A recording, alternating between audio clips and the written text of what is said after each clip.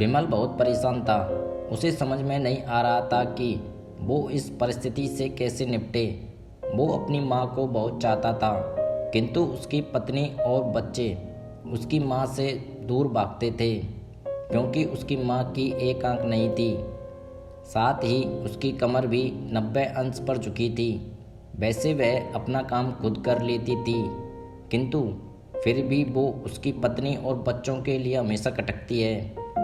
दादी, आप ऊपर के कमरे में जाओ, मेरे दोस्त आ रहे हैं। विमल के बेटे अखिल ने बड़ी बेरुखी से कहा, पर बेटा, मैं तो यहाँ बहुत दूर बैठी हूँ। विमल की माँ ने बहुत प्यार से कहा, नहीं, आप उनके सामने मत रहो, वो मुझे चढ़ाते हैं। अखिल ने जोर से डांटते हुए कहा, क्या हुआ अखिल, क्यों चिल्ला रहे हो?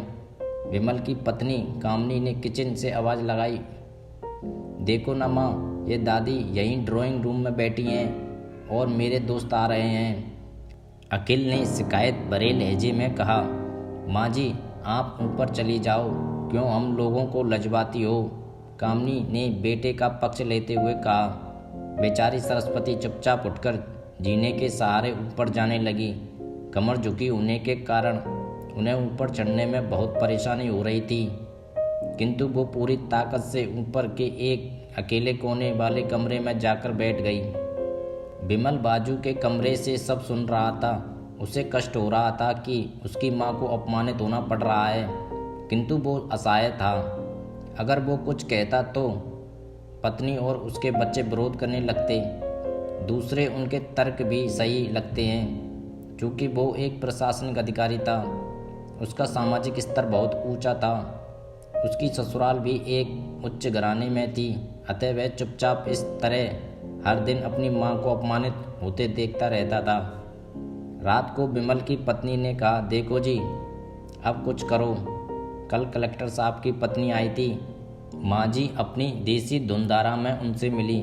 मुझे बहुत शर्म आ रही थी, बताते हुए कि ये मेरी सास है। मैंने कह दिया कि दूर की रिश्तेदार हैं, इलाज कराने आई हैं। विमल को रोना आ गया, किंतु वह फिर भी चुप रहा। उसे समझ में नहीं आ रहा था कि वो क्या करे। अपने बेटे की मन स्थिति को सरस्वती अच्छी तरह से जानती थी, और बेटे को कोई कष्ट ना हो इसलिए वो हर बात को चुप सह लेती थी। विमल बहुत उदास रहने लगा। एक तरफ परिवार और सामाजिक स्तर पर जीने की प्रतिबद्धता थी, तो दूसरी ओर माँ। आखिर माँ से अपने बेटे की यह हालत देखी नहीं गई। एक दिन उसने अपने बेटे से कहा, विमल, बहुत दिन हो गए हैं, मैं अपने गांव जाना चाहती हूँ, मुझे वहाँ पहुँचा दो। मेरा यहाँ मन नहीं लग रहा। किंतु माँ, वहाँ तो कोई नहीं है, तुम्हारी देखभाल कौन करेगा? विमल ने आश्चर्य से पूछा। अरे सब गांव वाले तो हैं, और वो तुम्हारे मामा जी तो उसी गांव में रहते हैं, और फिर हम सारी व्यवस्थाएं कर आएंगे ना। कामनी को तो जैसे मन की मुराद मिल गई हो। हाँ बेटा, बहू सही कह रही है, सरस्वती ने लंबी सांस लेते हुए कहा। विमल जानता था कि गांव में माँ की देखभाल करने वाला कोई नहीं है, लेकिन अपनी पत्नी की जिद के कारण वह अपनी माँ को गांव छोड़ने पर विवश हो गया। माँ को गांव छोड़कर आते वक्त उसे रोना आ रहा था तथा अपनी बेबसी पर गुस्सा भी आ रहा था, किंतु परिवार, पत्नी और समाज ने उसके इन मनोभावों को दबा दिया और वो सुकून सा महसूस करने लगा। कुछ दिनों के बाद उसके चाचा, जो अमेरिका में रहते थे, आने वाले थे। जब विमल बहुत छोटा था, उसके पिता जीवित थे, तब वो भारत आए थे, और उसके बाद वो अब भारत आने वाले थे। पूरा परिवार और आस पड़ोस बहुत उत्साहित था। अमेरिका से विमल के डॉक्टर चाचा आ रहे थे। डॉक्टर रमेश ने जैसे ही घर में कदम रखा, सबने मिलकर बहुत उत्साह से स्वागत किया। क्यों विमल, भाभी नहीं दिख रही, कहाँ हैं? डॉक्टर रमेश ने उत्साहपूर्वक पूछा।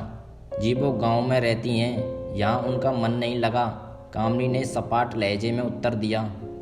डॉक्टर रमेश ने विमल की ओर देखा तो विमल ने अपनी आंखें झुका लीं।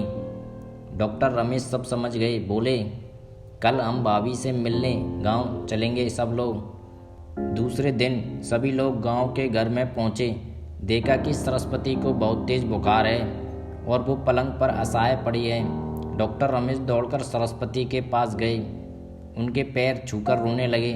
सरस्वती की ये हालत उनकी कल्पना से परे थी। वाह बेटा विमल, तूने तो नाम उजागर कर दिया। अपनी माँ की ये हालत देखकर तुझे तो शर्म भी नहीं आ रही होगी। डॉक्टर रमेश ने विमल को लगभग डांटते हुए कहा। नहीं देवर जी, विमल का कोई दोष नहीं है, मैं खुद गांव आई थी। सरस्वती ने अपने बेटे का बचाव किया। मुझे सब पता चल गया भाभी, आप चुप रहो। क्यों बहू, तुम्हें अपनी सास की कुरूपता पसंद नहीं है? समाज में तुम्हें नीचा देखना पड़ता है ना? डॉक्टर रमेश ने कामनी की ओर व्यंग से देखा। कामनी निरुत्तर होकर विमल को देखने लगी। आज तुम जिस सामाजिक स्तर पर हो वो इन्हीं के संघर्षों की देन है।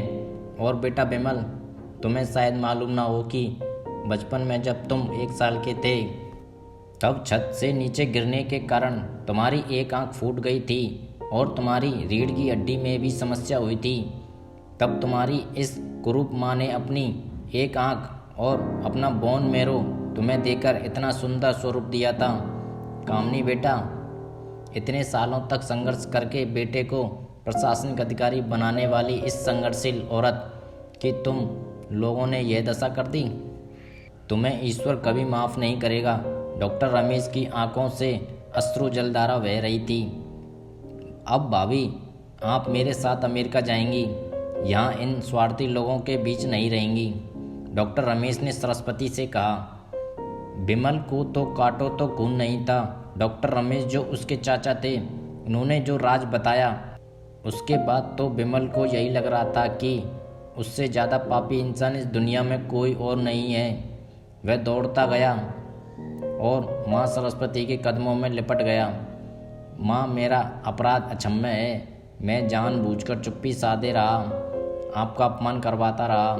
अब सिर्फ आप ही उस घर में मेरे साथ रहेंगी और कोई नहीं। विमल ने आग्नेय दृष्टि से अपनी पत्नी और बच्चों को देखा। कामनी को भी बहुत पश्चाताप हो रहा था, किंतु उसकी हिम्मत नहीं हो रही थी कि वो सरस्वती से आंखें मिलाए। सरस्वती ने कामनी की मन स्थिति को समझकर उसको पुचकारते हुए अपने पास बुलाया और विमल को डांटते हुए कहा, खबरदार, जो मेरी बहू को मुझसे अलग करने की कोशिश की तो तुझे ही घर से बाहर निकाल दूंगी। कामनी और बच्चों ने सरस्वती के पैर पकड़ते हुए अपने व्यवहार पर माफ़ी मांगी और माँ के हृदय ने सबको माफ़ कर दिया।